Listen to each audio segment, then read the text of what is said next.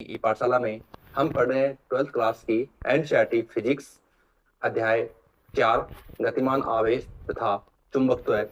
और आज के इस वीडियो में हम बात करने वाले हैं अभ्यास प्रश्नों की।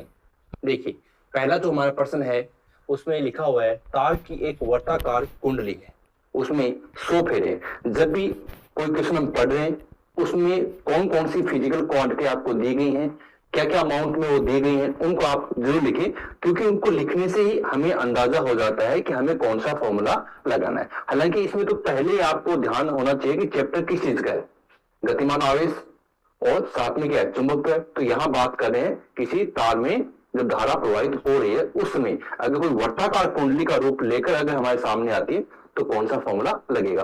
तो बायोसावर्ट इसमें पहले से आया हुआ है। चलिए, वर्ताकार कुंडली में यहाँ पर 100 फेरे हैं, तो एन का मान कितना हो गया, 100 हो गया। प्रत्येक की त्रिज्या आपको दी हुई है, आर का मान 8 सेंटीमीटर दिया हुआ है। इस सेंटीमीटर को हम बदल लेंगे मीटर में, 8 गुणा 10 की घात माइनस 2 मीटर। और इसमें कितनी है, 0.40 एम्पियर, 0.40 एम्पियर की धारा प्रवाहित हो रही है। कुंडली के केंद्र पर चुंबकीय क्षेत्र का परिमाण क्या है। देखिए, यहाँ फॉर्मूले की पहचान ही सबसे बड़ा उपाय है, क्योंकि उसके बाद में तो हमें मैथमेटिकली गुणा भाग करने हैं। तो देखिए, पहचानना हमें यहाँ से है कि वर्ताकार कुंडली और लास्ट में करें केंद्र पर। अब याद कीजिए बायो-सावर्ट नियम को, और बायो-सावर्ट नियम में जो अनुप्रयोग है उसमें 2 अनुप्रयोग हमने पढ़े हैं। एक तो पढ़ा हमने धारावाही वर्ताकार कुंडली के केंद्र पर, वहां आपको यह भी बताया गया कि यहां पर चुंबकीय क्षेत्र का मान सर्वाधिक होता है। तो ये चीज आप ध्यान रखिए तो वर्ताकार कुंडली के लिए। और दूसरा आपको बताया गया उस कुंडली से अक्ष दूरी पर कोई बिंदु P है जहां हमें चुंबकीय क्षेत्र ज्ञात करना है। तो यहां हम जो बात करेंगे वो इसकी कुंडली के केंद्र पर बात करेंगे। तो वर्ताकार कुंडली पर चुंबकीय क्षेत्र का मान अधिक होता है। कितना होता है, μ0 Ni/2r। मान रखें B बराबर, यहां देखिए मान रखते समय एक चीज का ध्यान रखें, पाई का मान रखते समय जल्दबाजी न करें, क्योंकि μ0 का मान होता है 4 पाई। ये लीजिए, और कुछ सवाल ऐसे आएंगे जिसमें आपके लिए बहुत ज्यादा आसानी हो जाती है। अपॉन में 2 पाई आर लिखा हुआ है, ऊपर μ0 है, तो पाई से पाई कट जाता है।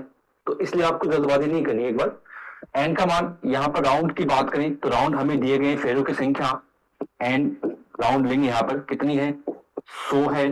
धारा की बात करें 0.40 है, अपॉन में 2r, आर का मान यहाँ पर 8 गुणा 10 की घात माइनस 2 है। सोल्व करते हैं। देखिए, अब अगर हम यहां इसको सोल्व करें तो 2 आएगा, 2 से हम इसे सोल्व करें 4 आ रहा है। ऑलमोस्ट अगर आप देखेंगे तो सारी काट छाट हम करना चाहें तो देखिए, आप पूरा करने के बाद में जो आंसर बचेगा वो केवल पाई के रूप में आएगा। और जो भी घाते हैं, घाते कैसे, जैसे चलो यहाँ पर 4 आ गया, अभी 0.40 है, इसको आप यहाँ गुणा 100 कर देंगे, गुणा 100 करते ही 100 कट रहा है, ठीक है। और फिर 4 का भाग चला जाएगा, कितना आ गया, 10 आ गया। और इस तरीके से सोल्व करने के बाद में पाई का मान कितना होता है वो आपका आंसर हो जाएगा। देखिए,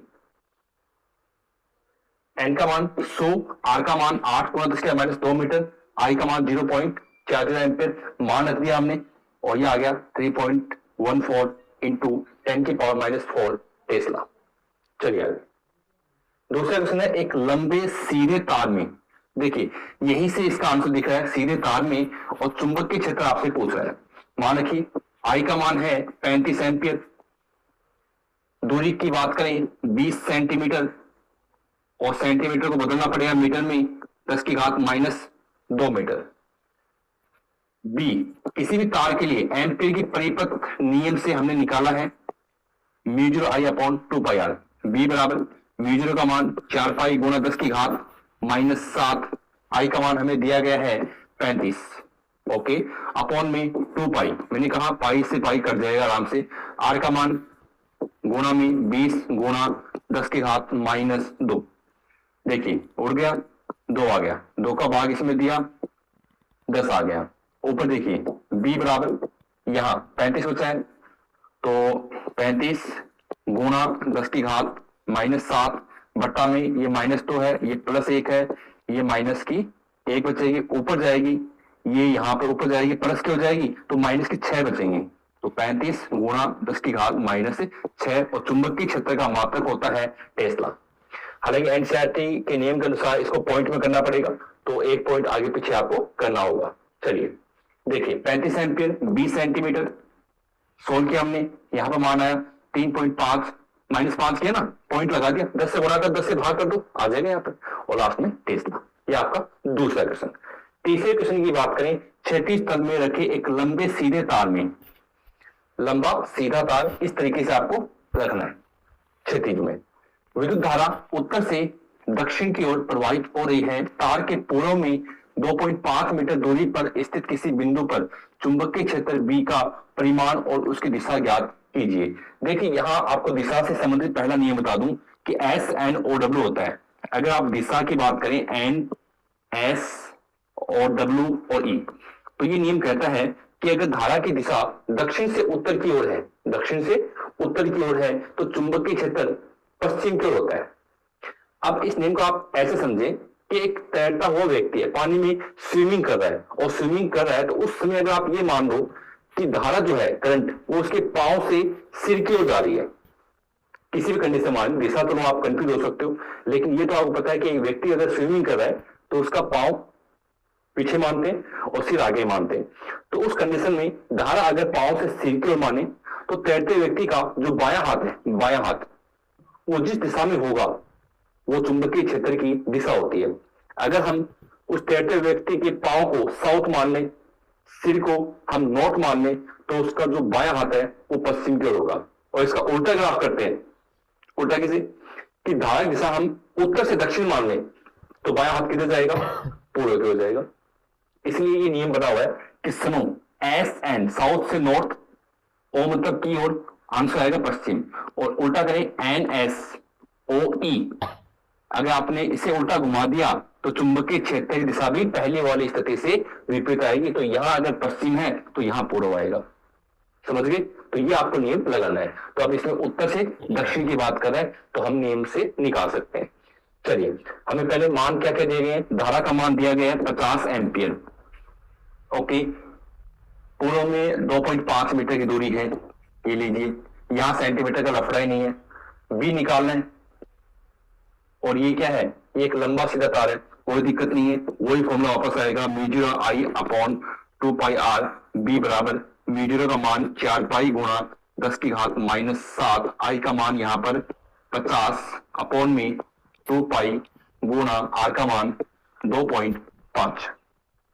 चलिए इसका हिसाब तो हो गया, 2 आ गया यहाँ पर, 2.5 है, इसको 500 कर लो, 25 का भाग दो, यहाँ पर आ गया 20, 20 को अपन 2 से गुणा कर देंगे, 40 गुणा 10 की घात -7, आगे पीछे करके एनसीईआरटी नियम को फॉलो करेंगे। आई का मान दिया हुआ है एनसीएस 2.5 मीटर, बी का मान निकालेंगे mu I upon 2 pi R, ये लीजिए 4 गुणा 10 की घात -6 टेस्ला चुंबकीय क्षेत्र का मात्रक, और ऊपर की ओर उसका चुंबकीय क्षेत्र। चलिए क्वेश्चन नंबर 4, व्योमस्थ खींचे क्षैतिज बिजली के तार में, यानी आकाश में जो अपन बिजली के तार खींचे होते हैं उनकी बात करें, 90 एम्पियर की धारा पूर्व से पश्चिम की ओर प्रवाहित हो रही है, तार के 1.5 मीटर नीचे, जैसे ये तार है, इस तार के नीचे विद्युत धारा के कारण उत्पन्न चुंबकीय क्षेत्र का परिमाण और दिशा क्या है। वही फिर से तार की बात कर रहे हैं, तो बी बराबर mu I upon 2 pi R, mu का मान है 4 पाई गुणा 10 की घात -7, आई का मान है इसमें 90 अपॉन में 2 पाई और आर का मान 1.5। देखिए सीधा हिसाब है, 2 आ गए। इसी टाइप के सवाल आते हैं जिसमें आसानी से गुणा भाग हो जाए। चलिए पॉइंट आओ 900 हो जाएगा, यहां आ जाएगा 60, 15 का भाग देंगे, अब क्या बच गया ऊपर यहाँ 2 भी तो है, तो ये 60 गुणा 2 ये बना है 120, और गुणा 10 की घात -7 है, इसको हम पॉइंट को आगे पीछे कर लेंगे। देखिए आई का मान दिया, आर का मान दिया है, मान हमने रख दिया, और ये 1.2 गुणा 10 की घात -5 टेस्ला, और ये हो जाएगा साउथ की ओर। नियम वही है, सुनो से पढ़ लो, या NSOE। चलिए क्वेश्चन नंबर 5, एक तार जिसमें 8 एम्पियर धारा प्रवाहित हो रही है, 0.15